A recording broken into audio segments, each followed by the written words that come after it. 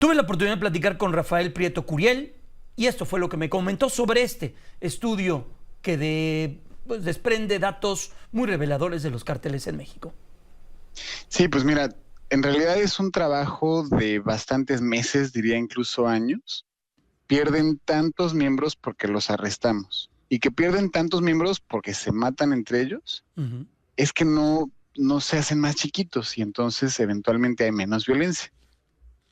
¿Qué Claro. tiene que haber atrás para que sean tan, digamos, resistentes a todo el impacto que están teniendo? Entonces, bueno, esto nos lleva en realidad a un modelo matemático que es como las ecuaciones de secundaria. Buscamos un número que le suma 7 y eso te dé 9. Algo así. Buscamos ahora el número de miembros de cada cártel para que las muertes que generan y los arrestos que tienen sean lo que observamos en México en los últimos 10 años. Esa es la pregunta. Entiendo. Entonces es un reflejo exacto como este ejemplo de la medusa, que se conoce que descabezas a los grupos criminales y abajo hay muchos que van ocupando esos lugares. Un poco ese es el sentido, Rafael. Sí, digamos que, o sea, la cuestión matemática era entender, bueno, y qué tan grandes son, y exactamente, le quitas la cabeza y de qué tamaño es el cuerpo completo. Porque claro, a veces ubicamos al cártel solo por los líderes o por los cabecillas, digamos, pero pues de qué tamaño es la fuerza completa. Y la solución, digamos que la solución matemática a esa ecuación que tan difícil construimos, pues nos dice que en México hay más o menos 175,000 personas que trabajan en un cártel. Es decir, el quinto empleador más grande del país.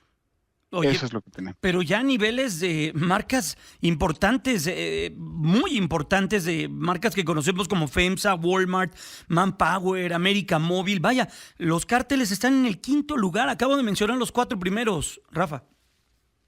Sí, efectivamente, ese es el problema, que nos estamos nosotros enfrentando a un problema de crimen organizado, que ellos son 175,000 miembros, el quinto empleador más grande del país. No es nada pequeño, o sea, no tenemos ni siquiera los recursos, no hay un espacio, digamos, si quisiéramos arrestarlos a todos y meterlos a la prisión, pues no hay tanto espacio en la prisión. ¿Me explico?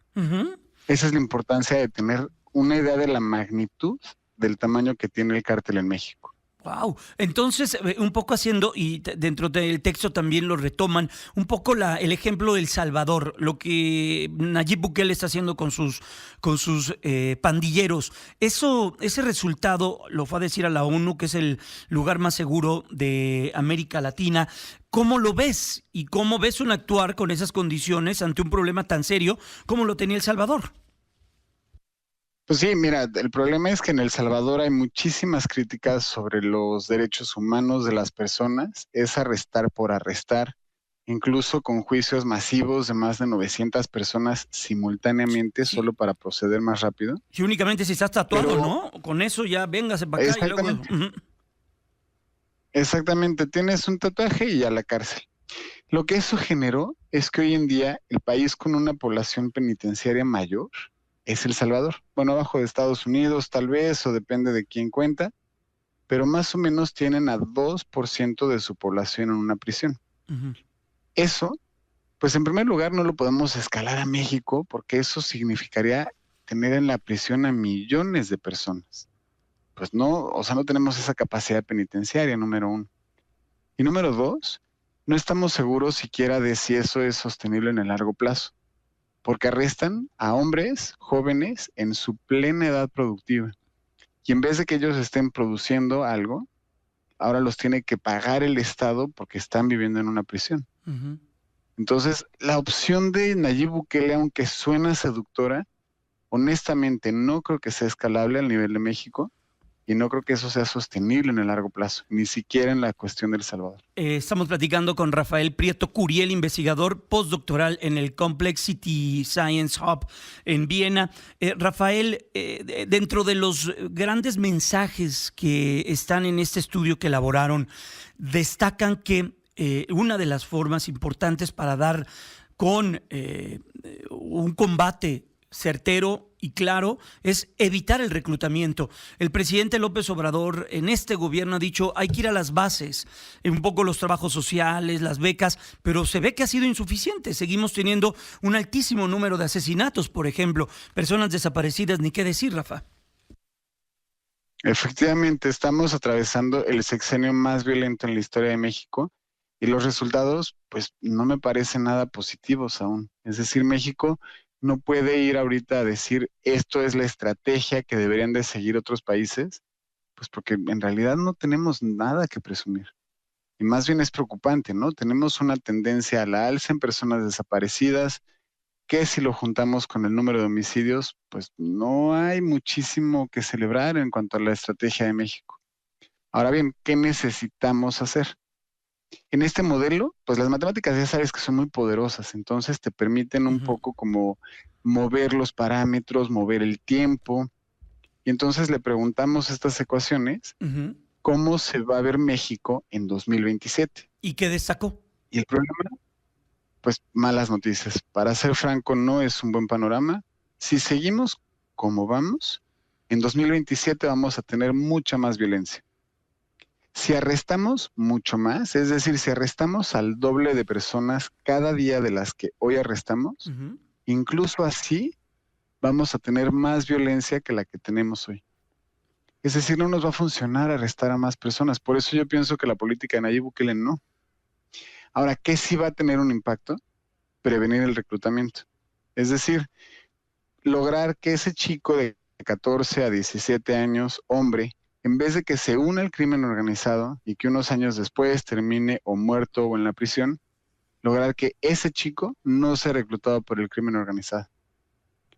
Lo malo es que incluso así, el resultado es en realidad un poco triste, porque incluso si reducimos el reclutamiento, en 5 años México va a seguir teniendo niveles de violencia muy altos.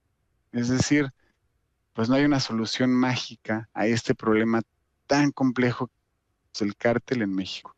Y de tantos años, Rafael. Por último, Rafa, ¿cómo podemos acceder al estudio completo? Lo vimos a través de algunos estudios periodísticos, lo vimos también, incluso hay expertos en la materia que han hecho una crítica porque se utiliza más el tema matemático, pero es una ciencia exacta y no pueden señalar otra cosa, ¿no? Veía algunos artículos de una experta, Demeter, señalaba eso, ¿no? Un poco, que ponía un poco en duda la manera en la cual se había llegado a la cifra, pero pues son las cifras y es la matemática, y ahí no hay mucho que hacer, Rafael. Claro, y ¿sabes qué? Mira, yo creo que podríamos discutir un poco el número, y si no son 170,000 y son 150,000 o 180,000, Sí. pues no cambia mucho. Siguen O siendo sea, muchísimos. en realidad, exacto, lo que es innegable es que es un número gigantesco, que además la DEA, si recuerdas, hace unos meses publicó un resultado que decía que el cártel Jalisco y el cártel de Sinaloa combinados tienen tantos miembros, pues tenemos prácticamente la misma magnitud que ellos. Claro. Entonces, pues incluso con la DEA estamos muy alineados.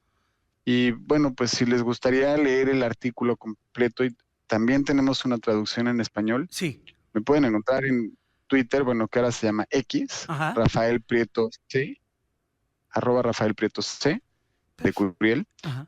Y pues el estudio está publicado en Science, es Perfecto. de acceso libre, entonces en Science lo pueden encontrar y seguir comentando sobre este tema. Bueno, pues es Rafael Prieto Curiel, investigador postdoctoral en el Complexity Science Hub en Viena. Qué interesante, ¿eh? Y ciertamente el presidente López Obrador tiene razón. Hay que ir a las bases. Ahora, también es una razón, pero no dando dinero. O sea, sí está bien que las becas y sacar a los jovencitos de esto, pero pues hay que generar mejores oportunidades.